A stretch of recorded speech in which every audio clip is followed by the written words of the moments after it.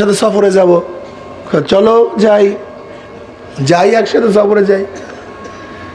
ঈসা আলাইহিস সালাত এবং সাথী সফর করতে করতে দরিয়ার এক কিনারায় এসে বসলেন, বিশ্রাম করলেন।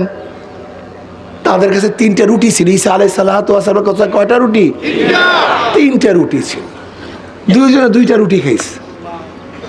একটা রুটি ছিল, ঈসা আলাইহিস সালাতু ওয়াস সালাম পানি আনার জন্য দরিয়ার মধ্যে গেছেন, ফাঁকে ওই ব্যক্তি রুটিটা খেয়ে বলিস, রুটিটা নাই। ঈসা আলাইহিস সালাতু আসছেন, আসিয়া বলতেছে রুটিটা কোথায়? আমি জানি না,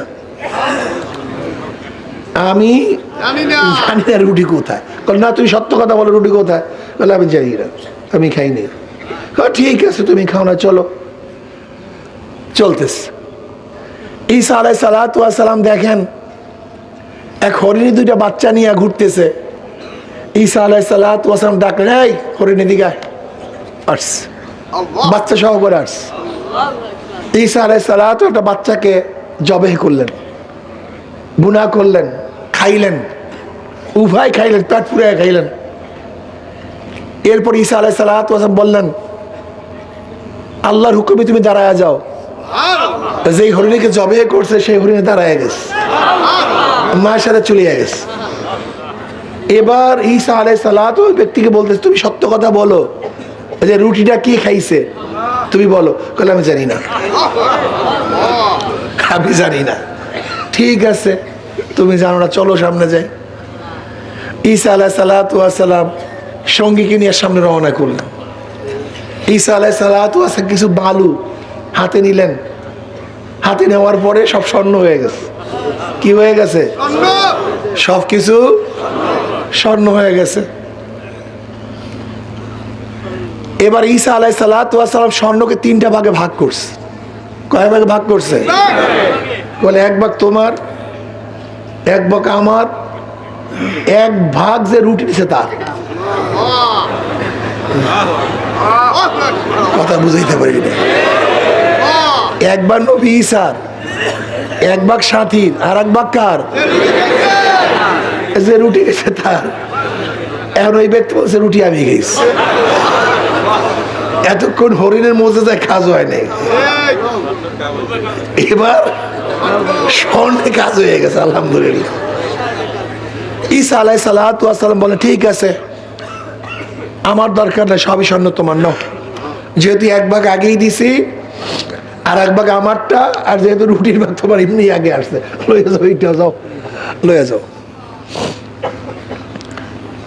ঈসা আলাইহিস সালাতু ওয়াস সাথী তো ত্যাগ করে চলে গেলেন। এর মধ্যে ডাকাত দলে ধরছে, 2 জন ডাকাত। এই সেই 2 দিক থেকে তলোয়ার ধরছে, যা আছে দাও, যা আছে দাও। ওই ব্যক্তি বলতে আমাকে হত্যা করে লাভ নেই, আমাকে হত্যা করিয়া লাভ নেই, আসো আমরা স্বর্ণকে ভাগ করিয়া নেই, তোমাকেও দেই, তোমার সাথীকেও দেই, আমিও নেই। ঠিক আছে, এটা ভালো কথা, ঠিক আছে, খুব ভালো কথা। 3 জনে 3 ভাগ করছে।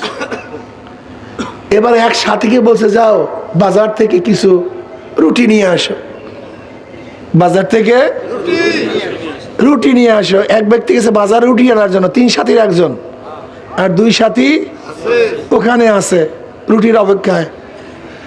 যে সাথী রুটি আনার জন্য গেছে সে চিন্তা করতে আছে, যদি রুটির মধ্যে বিষ মিলাইতে পারি তাহলে ওই 2 সাথী তো কারবার শেষ, স্বর্ণ সব আমার, স্বর্ণ সব আমার।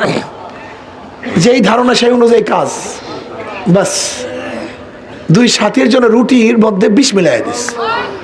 ওইদিকে ওই 2 সাথী তারা চিন্তা করতে আছে যে স্বর্ণ উকি দিয়া লাভটা কি? আমরা যেহেতু 2 জন আছি, আমাদের 2 জনের সাথে ওই একা পারবে না। ওই 2 সাথে পরামর্শ করছে, যখনই আমার রুটিওয়ালা সাথী আসবে আমরা 2 জন তাকে হত্যা করব, তখন স্বর্ণের ভাগ 3টা হবে না, 2টা হবে। ওইদিকে ওই সাথে পরামর্শ করছে ওই 2 জনকে মারার জন্য, আর এই 2 সাথী পরামর্শ করছে ওকে মারাবার জন্য। যেই পরামর্শ সেই অনুযায়ী কাজ। যখনই রুটিওয়ালা সাথী আসছে ওই 2 সাথে মিলে একসাথে হত্যা করছে। রুটির মধ্যে কি ছিল? হত্যা করার পরে দুই সাথে রুটি খেয়েছে, এখন তাদের অবস্থা কি? একই দরজা, একই রাস্তা, 13 জন শেষ স্বর্ণের জায়গায়। ঈসা আলাইহিস সালাতু ওয়াস সালাম সেই পথ থেকে যাচ্ছিলেন, দেখেন ব্যক্তি 13 জন শেষ, কিন্তু স্বর্ণের জায়গায় আছে। এই হলো দুনিয়া, এই হলো দুনিয়ার হাকিকত। আমরা 24 ঘন্টা জানিয়া মারামারি করি, তার জায়গায় আছে, অথচ আমরা শুধু বিদায় হইতে আছি। একের পর এক আমরা বিদায় হইতেছি। নবী আলাইহিস সালাতু ওয়াস হাদিসের মধ্যে ফরমান, মানুষ বুড়া হয় দুইটা জিনিস জুয়ান হয়। মানুষ জুয়ান হয়, মানুষ বুড়া হয় কিন্তু তার মালের লোভ, আরো টাকা চাই, আরো অর্থ চাই, আরো জায়গা চাই, আরো জমিন চাই। এই বেচারার মধ্যে কোনো হুশই নাই। তার মানে শরীর বুড়া কিন্তু মালের লোভ জুয়ান, সে পুরা তাগড়া হয়ে গেছে। নবী আলাইহিস সালাতু ওয়াস সালাম আর একটা কি?